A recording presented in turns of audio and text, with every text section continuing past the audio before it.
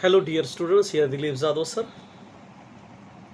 Now we will see the last two chapters of the Science 2 for the 9th standard. As a revision, if you watch this video very carefully, you will be able to write this semester 2 question paper very finely. Now I will take this short revision of Introduction to Microbiotechnology, not microbiology, biotechnology. First of all, I will like to say animal husbandry, पशु व्यवसाय म्हणजे काय. नाव animal husbandry is agro complementary occupation. पशु व्यवसाय हा शेती व्यवसायाला पूरक व्यवसाय म्हणून केला जातो. Animal husbandry is practised for milk production, for farming operations. शेती व्यवसाय करतात तेव्हा दूध आणि दुग्धजन्य पदार्थ मिळावे, त्यातून त्यांना काहीतरी उत्पन्न मिळावं म्हणून हा शेतकरी व्यवसाय करतात. जेव्हा तुम्ही हा व्यवसाय करत असता, so what care should be taken while doing the occupation animal husbandry. पशुधन व्यवसाय करत असताना कोणत्या प्रकारची काळजी घेतली पाहिजे. First, animal wealth. हे जे प्राणी असतात, काऊज and buffaloes raised for milk productions, beasts of burden such as bulls and male buffaloes. So what care should be taken? Care of cattle. For a clean and high yield of milk, care of cattle is necessary. तुम्हाला दूध उत्पन्न जास्त मिळवायचं असेल तर जनावरांची काळजी घ्यावी लागते. Balanced diet should be supplied to animals. प्राण्यांना पोषक संतुलित आहार दिला पाहिजे. The cattle cell should be clean and dry. जनावरांचा जो गोठा असतो तो स्वच्छ असला पाहिजे. Now come to the next point, poultry farming. त्यालाच आपण पोल्ट्री फार्मिंग जे आहे म्हणजे पक्ष्यांच्या बाबतीत जे आपण करतो त्याचा काय उपयोग होतो. Poultry farming is rearing of chickens with all the care and techniques to obtain eggs and meal. आपण हे पक्षी पाळतो दोन कारणासाठी, मांस मिळावं म्हणून आणि अंडी मिळावं म्हणून. Objectives of hybridization of Indian Aseel and exotic leghorn varieties of chickens to produce good quality chickens in large numbers. Leghorn जातीच्या कोंबड्या असतात, बॉयलर जातीच्या ज्या कोंबड्या आहेत त्या कोंबड्या आपण साधारणतः अंडी मिळवण्यासाठी आणि मांस मिळवण्यासाठी पाळत असतो. नाऊ नेक्स्ट इज सेरिकल्चर, रेशीम व्यवसाय. Sericulture is the agro complementary occupation for the production of silk through silk worm. रेशीम किड्यांच्यापासून रेशीम मिळवण्यासाठी हा व्यवसाय केला जातो. Bombyx mori is the most commonly used variety for obtaining silk through sericulture practice. Bombyx mori नावाचे जे रेशीम किडे आहेत त्यांचा वापर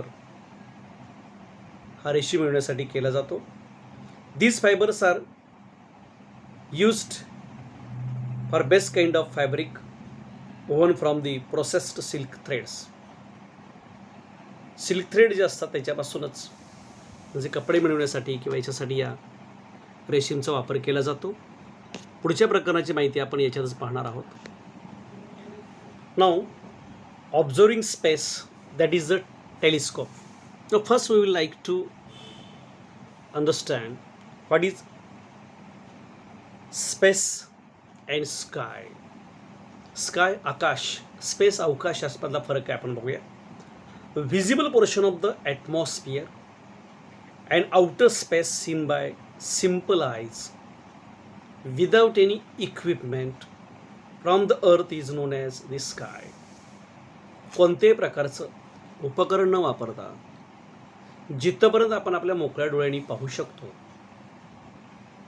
तिथपर्यंतचा या विश्वाचा पसारा म्हणजे आकाश. आणि infinite boundless timeless three-dimensional expanse in which the solar system, stars, galaxies and endless universe exist is known as a space. त्याच्याही पलीकडे संपूर्ण ग्रह तारे सर्व सूर्यमाला जिथं पसरलेली आहे ते आहे अवकाश. Now what is space observation? Study of planets, stars, galaxies with the help of satellite and telescope is nothing but the space observation. So for this space observation, telescope is very important. Now I would like to tell you, we will study here the two types of telescopes. These telescopes are used to see the distant objects. दूरच्या ज्या वस्तू आहेत त्या दूरच्या वस्तू पाहण्यासाठी आपण या टेलिस्कोपचा वापर करत असतो आणि या प्रकारचे टेलिस्कोप जे आहेत ते आपण आता पाहणार आहोत. Now see here the two types of telescopes that are used for observing the distant objects. दूरवरच्या वस्तू आहेत त्या पाहण्यासाठी या ठिकाणी दोन प्रकारच्या दुर्बिणींचा वापर केला जातो.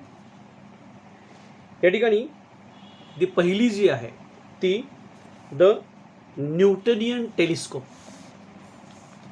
Now see here the convex lens is used. Now the rays coming from the distance object are reflecting towards the plane mirror, and these rays reflected towards the concave mirror, and after reflecting back these mirrors go to the eyepiece. हे जे raise आहेत ते दूरच्या प्रतिमेकडून आले बहिर्वक्र भिंगातून सपाट आरशावरती, सपाट आरशावरून ते कुठे आले अंतर्वक्र आरशावरती, आणि इथून ते आपण ज्या ठिकाणी दुर्बिणीला डोळा लावलेला असतो तिथं येतात आणि दूरवरची प्रतिमेचा प्रवास इथून ती प्रतिमा इथे, इथून मग हे कॉन्केव्ह मिररकडे आणि इथून मग आपण ती पाहू शकतो. याला न्यूटनियन टेलिस्कोप असं म्हणतात. या ठिकाणी ही जी दुसरी जी आहे ती कॅसेरियन टेलिस्कोप असं म्हणतात. आता याच्यामध्ये काय फरक आहे बघा. याच्यामध्ये the rays coming from the distance object directly came on the concave mirror, then reflecting back these rays are coming at the convex mirror. After reflecting, these rays goes through convex lens, that is the our eyepiece. या दोन्हीमध्ये काय फरक आहे बघा. दूरवरचे किरण जे आहेत ते direct अंतर्वक्र आरशावरती घेतलेत, अंतर्वक्र आरशावरून ते परत परावर्तित झाले, बहिर्वक्र आरशावरती आले, तिथून रिफ्लेक्ट झालेले ते आयपीस जो आहे बहिर्वक्र आरसा तिथं गेले आणि मग त्या ठिकाणी ती वस्तूची प्रतिमा दिसते. तर अशा पद्धतीनं अवकाश संशोधनामध्ये या दुर्बिणींचा वापर केला जातो. दोन्ही दुर्बिणीमध्ये जे काही मूळ फरक आहे तो तुम्ही लक्षात ठेवायचा आहे. The wavelength of visible light is between 400 nanometre to 800 nanometre. आपल्या डोळ्याची जी वेवलेंथ असते पाहण्याची वस्तू ती 400 ते 800 नॅनोमीटरच्या मध्ये आहे. GMRT is used for radio waves. A certain X-ray telescope is named after scientist Subramaniam Chandrasekhar. The first scientist to use a telescope for space observation was Galileo. गॅलिलिओनी पहिल्यांदा टेलिस्कोप तयार केली. The biggest optical telescope in India is situated at Nainital. Nainital या ठिकाणी भारतातली सर्वोच्च दुर्बीण जी आहे ती प्रस्तावित करली आहे. GMRT has been erected at. GMRT हे जे ठिकाण आहे ते कुठे आहे? Narayangaon near Pune. Now Hans Lippershey made the first lens in the world. पहिला चष्मा त्यांनी बनवला. 8. Visible light is the tiniest part of electromagnetic radiations. Lens or mirror is used, means first lens is used in reflecting optical telescope, while mirror is used in reflecting optical telescope. Now take care, watch this video again and again and try to understand and write the question paper of the semester 2nd. Thank you very much.